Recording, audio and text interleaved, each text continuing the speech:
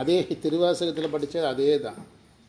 இடைவிடாத மனக்கவலை உனக்கு இல்லை.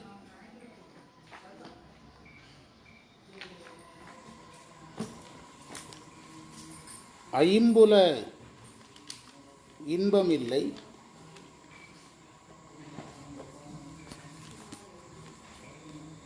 ஐம்புல சுகம், அதனால் வருகின்ற இருமாப்பு,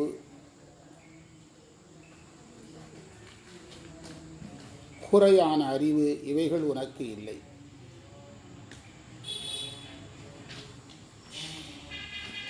திருவாவடுதுறை வாழ் குரு நமச்சிவாய தேவனே,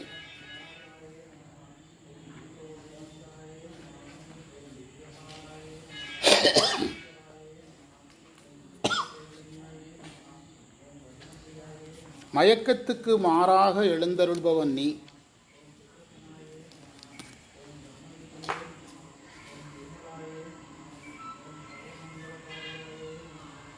சிற்றின்பத்தை நான் விட எனக்கு எப்போது அருள் செய்வார்.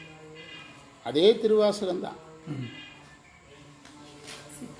ஜீவன் முக்தர்கள் சிற்றின்பத்தை விட எனக்கு எப்போது அருள்வாய். ஜீவன் முக்தர்கள் அதையெல்லாம் விட்டவங்க. நாம சாமிகிட்ட எப்படி வேண்டணுங்கிறத அவங்க நமக்காக வேண்டி காட்டுறாங்க. அந்த மந்திரம் என்ன சொல்ல வருதுன்னா, இறைவனுக்கு கவலை இல்லை அப்படிங்கிறார். ஏன் கவலை இல்லைன்னா, முக்குணங்கள் கிடையாது. இல்லை, இறைவனுக்கு என்ன கிடையாது? முக்குணம் கிடையாது, பாசம் இல்லை. அப்போ என்ன வராது? கவலை கிடையாது. அதுலேருந்து தான் கவலை வரும். முக்குணத்திலிருந்து தான் கவலை வரும், பாசத்திலிருந்து தான் கவலை வரும். அப்போ இறைவன் முக்குணம். கவலை மனக்கவலை இல்லாதவன், முக்குணம் இல்லாதவன், பாசம் இல்லாதவன் பொருள் எடுக்கணும். அப்போ அவைகள் இல்லைன்னா ஐம்புல மயக்கமும் யாருக்கு கிடையாது? இறைவனுக்கு கிடையாது. ஆனால் உயிர்களுக்கு உண்டு. அந்த ஐம்புல மயக்கத்தில் உயிர்கள் இருமாப்பு அடையுதுங்கிறாரு.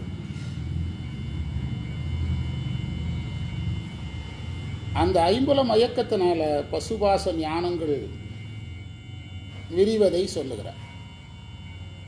பசுபாச ஞானங்கள் விளங்குவதை சொல்லுகிறார். நமக்கு என்ன ஞானம் விளங்கணும்? பதிஞானம் விளங்கணும். ஐம்புல சுகத்தால் ஒரு இருமாப்பு வரும். இப்போது நாம் உலக வாழ்க்கைக்காக நிறைய வசதிகளை தேடுறோம். இப்போ எங்கள் வீட்டில் ஏசி இருக்குது, எங்கள் காரில் ஏசி இருக்குது, எனக்கு நல்ல வசதியான வீடு இருக்குது அப்படின்னு சொன்னால், அது நம்முடைய தேவைக்கானதுங்கிற உணர்வு இருக்கணும். அதில் ஒரு இருமாப்பு வரக்கூடாது. இல்லை, நீங்கள் இதெல்லாம் இருக்கிறவங்க இது இல்லாத வீட்டுக்கு போனால் இருமாப்பில் தான் பேசுவாங்க. நீங்கள் அந்த காலத்து நான் நேரில் பார்த்தது, அந்த காலத்தில் விறகடுப்பு இருக்கிற வீட்டை பார்த்தா, இதுக்கு மேலான கேஸ் அடுப்பு இருக்கிறவங்க அந்த அடுப்புக்காரங்க யாரை இழிவாக பார்ப்பாங்க? விறகடுப்புக்காரங்களே இழிவாக பார்ப்பாங்க. சிற்றின்பங்கிறது எல்லாருக்கும் பொது. இந்த சிற்றின்பம் எனக்கு கிடைச்சது உனக்கு கிடைக்கலன்னு சொல்லலாமே தவிர, அதனால என்ன வரக்கூடாது? ஒரு இருமாப்பு வரக்கூடாது. இருமாப்பு வரக்கூடாது. ஒரு பெண்ணுக்கு அழகான ஒரு கணவர் கிடைச்சிட்டாருன்னா அவர் 300 வருஷம் வாழ்ந்துருவாரா? அழகான கணவனும் கூட ஒரு நாள் இது இல்லாமல் போகிறான். அழகு குறைந்தவனாக மாற என்ன செய்கிறது? வாய்ப்பு இருக்கிறது. என்னுடைய கணவன் அழகானவன் அப்படின்னு ஒரு இருமாப்பு வர்றதுக்கு ஏற்கக்கூடியதா? அப்போ இந்த நிலையற்ற இன்பங்களை எதற்கு வழிவகுக்குங்கிறாரு? இருமாப்புக்கு வழி. நீங்கள் மதுரைக்கு அந்த பக்கம் போனால் இந்த மாதிரி ஒரு இடத்துல ஒரு பொண்ணு பார்த்துருக்கேங்கிறத கடைசி வரைக்கும் சொல்ல மாட்டாங்க. எல்லாம் பொண்ணு பார்த்த பிறகு என்ன சொல்லுவான் தெரியுமா? நகை எவ்வளோ தெரியுமா? 200 பவுன் அப்படிம்பா. அதில் ஒரு இருமாப்பு. நகை 200 பவுன் அப்படிம்பா. பிறகு அவங்க சொத்து சுகம் இதையெல்லாம் சொல்லி அதில் என்ன வரும்? கடைசியில் எல்லாமே நிலையற்றதை தாங்கிற உணர்வு அதிலேருந்து என்ன செய்யாது? வராது. அதுக்கு முதல்லையே நாம் இதெல்லாம் குறைத்து கொள்வது உயிர்களுக்கு ரொம்ப நல்லது. முதல்லையே இதை என்ன செய்து கொள்ளணும்? குறைத்து கொள்ளணும். அதில் ஒரு இருமாப்பு வராமல் என்ன செய்யணும்? பார்த்து கொள்ளணும். அதுதான் சொன்னார். திருவாவடுதுறை வாழ் குரு நமச்சிவாய தேவனே, உனக்கு மயக்க உணர்வு இல்லைங்கிறாரு. ஏன்னா இறைவன் பதிஞானம், நம்ம பசுபாச ஞானம் முக்குணம். பஞ்ச கிளேசம்னு சொல்லுவாங்க. அதை நம்ம பழகிறதில்ல, அந்த வார்த்தையை நல்லா பழகிடுங்க, அது அடிக்கடி வரும். பஞ்ச கிளேசம், அவா, ஆசை, கோபம், ஒரு 5 விஷயம் வரும். அதை நம்ம துல்லியமாக எழுதிடலாம். அவா வேற, ஆசை வேற. ஒன்றை விரும்புதல், இன்னொன்று அதை விரும்புவதற்கு முயலுதல். விரும்புறது தப்பு இல்லை, அடைய முயல்றதுல தான் தப்பு இருக்குது.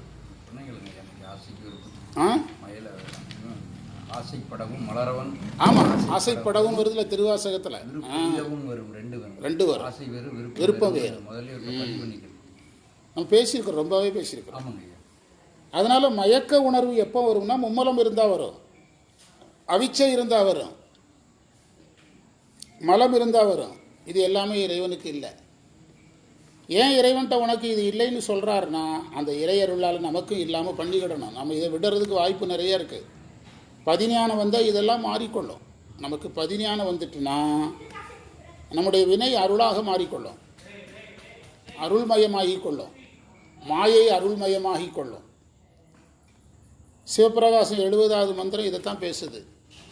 மாயை மாமாயை மாயா வரும் இருவினையின் மாயை அருளனில் இருளாய் நிற்கும். மாயை மாமாயை மாயா வரும் இருவினையின் வாய்மை அருளனில் ஒளியாய் நிற்கும். என்ன பொருள்னா, பதிஞானம் உனக்கு கிடைச்சிட்டுனா உன்னுடைய வினையும் உன்னுடைய மாயையும் அருள்மயமாயிரும். பதிஞானம் உனக்கு கிடைச்சிட்டுனா இதெல்லாம் அருள்மயமாக மாறிக்கொள்ளும். அதற்கு பிறகு சொல்கிறாரு, அந்த மந்திரம் நீங்களே படித்து பாருங்கள். அந்த மந்திரத்தை ஒருத்தர் படிக்க சத்தமாக நேற்று படித்தாங்க. ஓயாத வணக்கவளைக்கு அயலாக உள்ளவனை ஐம்புல சுகத்தால் இருமாக்கு மக்களின் ஐம்புல சுகத்தில் என்ன வருது? இருமாப்பு வருது. இப்போ நம்ம ஒரு கையேந்தி பவனில் சாப்பிட்றவங்கள என்ன சொல்கிறோம், இதிலெல்லாம் எப்படி தான் சார் சாப்பிட்றாங்க, என்ன இப்படி ஒரு இடத்துல உட்காந்து சாப்பிட்றது நாகரிகம்லாம் கிடையாது, இது அநாகரிகமாக தெரியுதுங்கிறோம். அதே நம்மளை என்ன சொல்லணும், நாங்கள்லாம் இந்த மாதிரி சாப்பாடு என்ன செய்யறதில்ல, சாப்பிட்றதில்ல. இதெல்லாம் ஹோட்டல் தண்ணியே குடிக்கிறது இல்லை, பிஸ்லரி வாட்டர் தான் குடிக்கிறோம். ஏசி ரூமில் தான் சாப்பிட்றதே, எந்த ரூமில் தான். அப்போ அந்த புலன் இன்பத்தில் எதுவும் வருது, அங்கே ஒரு ஆபத்து இருக்குது. இன்னொரு ஆபத்து, இன்னைக்கு புது பாடம், இருமாப்பு வருது. இருமாப்பு என்ன செய்யக்கூடாது, வரக்கூடாது. அது ஒரு இருமாப்பு வருது. அதுதான் ஞானத்திற்கும் அயலாக உள்ளவனை திருவாவூர் தலைவாழ் குருநமச்சிவாய தேவனே, மயக்க உணர்வுக்கு புறம்பாக நீ எழுந்தருள்வாய், மாதர் இன்பம் என் உடம்புக்கு அயலாக. அதே திருவாசகத்தில் இதே தான். அதாவது ஒரு உயிர் மயங்குதுன்னா யார் மேலே தான் ஏற்றுவாங்க, அது காரணம் என்னென்னா அனைத்து பந்தங்களும் எங்கே முடிச்சா இருக்குது, பெண்ணில் தான் போய் முடிச்சாகிறது. இவரும் அதே தான் அதில் சொல்கிறார். அதனால தான் துறவை யாருக்கு வச்சாங்க, ஆணுக்கு வச்சாங்க. யாருக்கு வைக்கலை, ஆணுக்கு தான் துறவை வைத்தாங்க. இவன் துறந்தா போதுங்கிறது தான் பிரச்சனை. இவன் வேண்டான்னு சொன்னாலே போதும், அவங்க வேணும்னு சொல்கிறது வேண்டான்னு சொல்கிறது ரெண்டாவது பிரச்சனை அப்படின்னு வச்சா. அதை திரும்பவும் அதை வலியுறுத்தி சொல்லுகிறது. அதில் புரிந்து கொள்ள வேண்டிய விஷயம் வேறு ஒன்றும் கிடையாது. அந்த இல்லறம் என்பது பந்தம், அவ்வளோதான். அதுதான் சொல்ல வந்த செய்தி. அதுதான் அழகான இடம். நான் சொன்னேன், சுந்தரரை தடுத்தாள்வதற்கு இடமே கிடையாதா? ஏன் 3 வயசில் ஞானசம்பந்தரை தடுத்தாண்டவர் 4 வயசில் சுந்தரரை தடுத்தாள்றது? அத்தனை வயசுலேருந்து பாட ஆரம்பித்து 16 வருஷம், எத்தனை வருஷம் வேஸ்ட்டாக போச்சு. பித்தா பிறை ஒரு 7ஆம் திருமுறைக்கு பதிலாக 23ஆம் திருமுறை வரைக்கும் பாடியிருப்பார்ல. ஏன்னா ஞானசம்பந்தரை விட இவருக்கு ஆயுள் அதிகம். யாருக்கு? ஆமாம், ஞானசம்பந்தருக்கு 16 வயது தான், இவருக்கு அதை விட அதிகம். கூட ஒரு திருமுறையாவது பாடியிருப்பார்ல. ஏன் இவர் காத்திருந்தீங்க? அப்போ எது வரைக்கும்? அவர் என்ன கேட்டார்? மையல் மானுடமா மயங்கும் வெளி. அப்போ இறைவன் என்ன சொல்ல வர்றாரு? கல்யாணம் பண்ணாத வரைக்கும் உனக்கு பாதுகாப்பு, உனக்கு ஆபத்து என்னைக்கு? கல்யாணம் அன்னைக்கு தான் அடுத்த ஆளை வந்தேன் அப்படிங்கிறார். இதுதான் நம்ம புரிய வேண்டிய இடம். அதே மாதிரி நீங்கள் ஏற்பகை நாயனாரும் அதே தான். இந்த அம்மா இந்த வீட்டிலே இருந்தால் என்னது, இந்த ஏற்பகை நாயனார் மனைவியை சைவ பணிக்கு இறைவன் அழைக்கிறார்ல, அதுவும் அதே இடம்தான். அந்த கதை சொல்ல வர்ற செய்தி என்னதுன்னா, மனைவினா என்னது, நமக்கு வேலை செய்கிறவங்க, துணி துவைக்கிறவங்க, தேங்காய் சட்னி அரைக்கிறதுக்கு, புரியுதா, இட்லி அவிக்கிறதுக்கு, தோசை சுடுறதுக்கு வந்தவங்கன்னு கணவன் நினைக்கிறான். இந்த பிள்ளை நம்மளை நம்பி வந்திருக்குது, இதுக்கு நாம் ஒரு இறைவழியை என்ன செய்யணும், காட்டணும். ஒரு சமய நெறி காட்டணுங்கிற புத்தி யாருக்கு கிடையாது. நான் நிறைய சமயவாதிகள் வீட்டுக்கு போயிருக்கேன், மனைவிக்கு ஆனாவனா கூட தெரியாது, சமய ரீதியாக ஒன்றுமே தெரியாது. ஆனால் ஊரெல்லாம் மைக் பிடிச்சி பேசுவார், யாரும் அதில் விட மாட்டாங்க. இப்போ நானெல்லாம் அந்த தவறை பண்ணலை. எங்கள் வீட்டில் இந்த வரி எங்கே இருக்குன்னு சொல்லணும், எங்கள் வீட்டில் சமையல் பண்ணிவிட்டு இப்போவும் லட்சுமி சொல்லுது, திருவாசகத்தில் இந்த பதியத்தில் இருக்குதுன்னு சொல்லுது. ஆமாம் ஆமாம், அப்படி நம்மளாம் அந்த தப்பை ஒரு நாளும் பண்ணலை, புரியுதா. அவங்க 2-3 கோர்ஸு திருமுறை முடித்தாங்க, 2-3 கோர்ஸு சித்தாந்தம் முடித்தாங்க. நம்மளை முடிஞ்ச ஹெல்ப்பை என்ன செய்தோம், செய்ய தான் தடுக்கலை. கொரோனா காலம் முழுவதும் யார் பார்த்தாங்க? அன்றைக்கி 75 பேர் ஹெல்ப் பண்ண வேண்டியிருக்குது. அன்றைக்கி யார் இருந்தா? நீங்கள் அன்றைக்கி வகுப்பு சொன்னீங்களா, ஒரு உயிரோட பயணத்தை வந்து தடுக்கவே கூடாது, உரிமை கிடையாது. கிடையாது. பணிகள் செய்யலாம், பணி செய்யலாம், அதோடு சரி. அவங்களுக்கு வந்து தடுக்கக்கூடாது. கொரோனா காலம் முழுவதும் இது இன்றைக்கி 75 பேர் வேலை செஞ்சுட்டு 85 வேலை செஞ்சேங்கிறீங்க. வாத்தியார் அன்னைக்கு நடமாடுறதே என்னால் தாங்கிறீங்க. அன்னைக்கு எல்லா வேலையும் அவங்க தானே பார்த்தாங்க. நாங்கள் இல்லைன்னா வாத்தியார், எங்களுக்கு வாத்தியாருக்கு புகழ்ந்துருந்ததே யாரால தாங்கிறீங்க? எங்களால் தான் வாத்தியாருக்கே புகழ்ந்துங்கிறீங்க. அவன் எங்கிட்ட தான் படித்தாருங்கிறீங்க. ஆனால் அதே சமயத்தில் அன்னைக்கு எங்கள் குடும்பம் தானே அதை ஃபுல்லாக பார்த்தோம். அன்றைக்கு எல்லா வேலையும் முடிச்சுட்டு சாப்பிட்றதுக்கு 11:45 ஆகும். இன்னைக்கு வரைக்கும் எங்கள் வீட்டில் டிஃபன் சாப்பிட்ற டைமை மாற்ற முடியல. இதில் வந்துட்டு அப்படியே ஆமாம், அந்த வேலைகளெல்லாம் அப்படியே ஒவ்வொரு வேலையாக பார்த்து சாப்பிட உட்காரும்போது 11 மதிய உணவு. நான் பெரும்பாலும் மதிய உணவு வீட்டில் சாப்பிட மாட்டேன். மதியம் சாப்பிட்டோன்னு நைட்டில் சாப்பிட மாட்டேன். 3 வேளை பெரிதும் சாப்பிடவே மாட்டேன். ஆமாம் ஆமாம், அதே அதாவது இறைவன் ரொம்ப விவரமாக தான் இருக்கிறாரு. நீங்கள் யாருக்கோ உதவுறீங்க, அவங்க உங்களை நினைக்கல, நீங்கள் வளர்ந்தீங்கல்ல, உங்கள் உயிர் வளர்ந்ததில்லை. அது இறைவன் எப்போவுமே 2 பக்கமும் சேலரி போடுறாரு. அவன் சேலரி அவன் வாங்கிட்டு போனாலும் அவனுக்கு செய்ததுக்கு உங்களுக்கு என்ன இருக்குது? உங்களுக்கு சம்பளம் இருக்குது, உங்களுக்கு சம்பளம் நம்ம அனுபவிக்கிறோமில்ல. அதனால் இதிலெல்லாம் சமய நிலையில் நஷ்டம்னு எதுவுமே கிடையாது. நம்ம எங்கேயும் ஸ்லிப் ஆகாமல் போகிறோம். ஆமாம், அது இறைவன் கொடுத்து வாங்க. நம்ம இதில் வந்து நம்ம கவனமாக பயணம் செய்து கொண்டே இருக்கிறோம். அடுத்த மந்திரத்துக்கு பொருள் எழுதிட்டு நம்ம அடுத்த வேலையை பார்க்கணும். 17வது மந்திரம். இறைவா, உனக்கு 5 போகங்கள் இல்லை.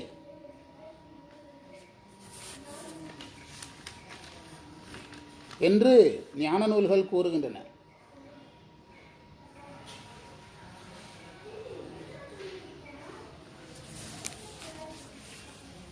என்னை 5 தள்ளுகின்ற ஆணவமலம்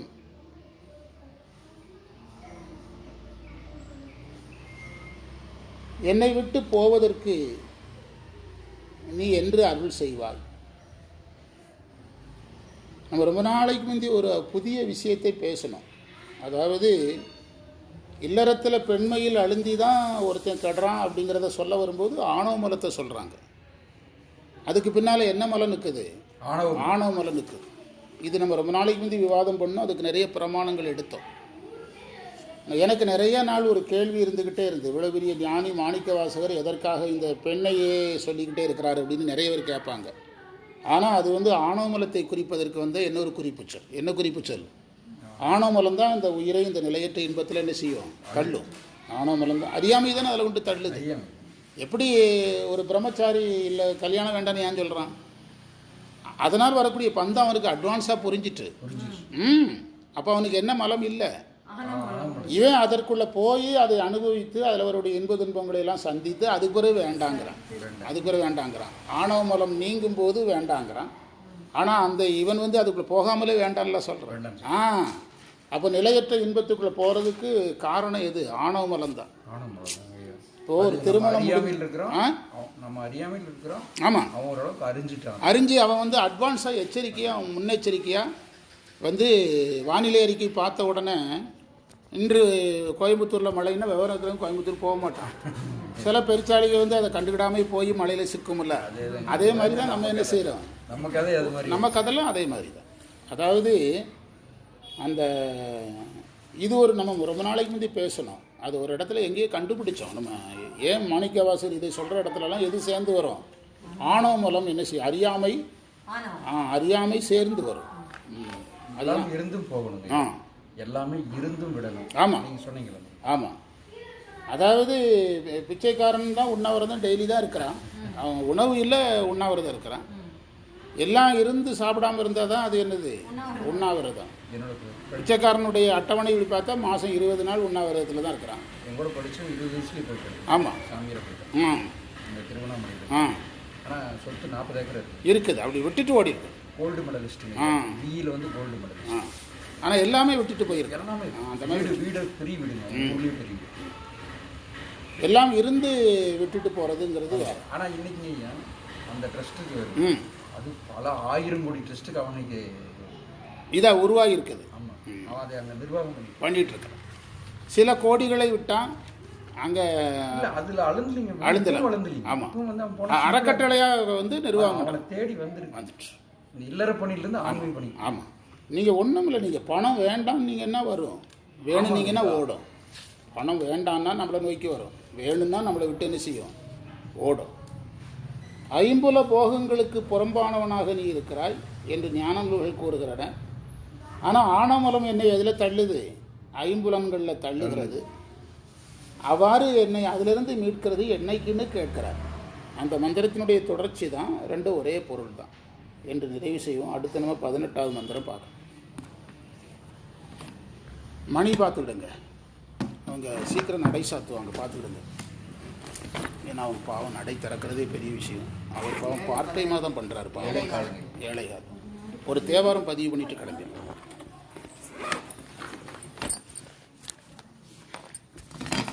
கோயிலில் ஒரு பணி நின்று